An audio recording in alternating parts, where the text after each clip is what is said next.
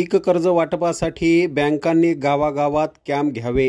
किसान सेनेचे जिल्हा प्रमुख संदीप गायकवाड यांच्यासह पदाधिकाऱ्यांचे जिल्हाधिकारी यांना निवेदन। खरीप हंगामाला सुरुवात होत आहे। शेतकऱ्यांची शेती मशागत कधीच संपली आहे। आता पाऊसही कुठल्याही क्षणी येऊ शकतो। शेतकऱ्यांना बी खत भरण यासाठी पैशाची नितांत आवश्यकता भासत आहे।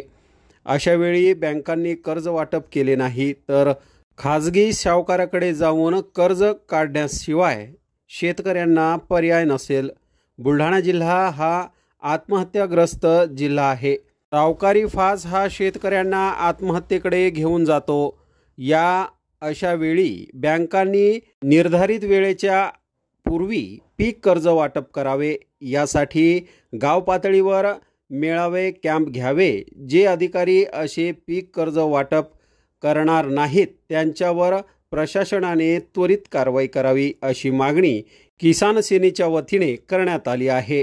खरीप हंगामासाठी प्रशासनाने युद्ध पातळीवर प्रयत्न करून शेतकऱ्यांना कर्ज उपलब्ध करून द्यावे। यासाठी बँकांनी गावागावात कॅम्प घ्यावे अशी मागणी करण्यात आली आहे।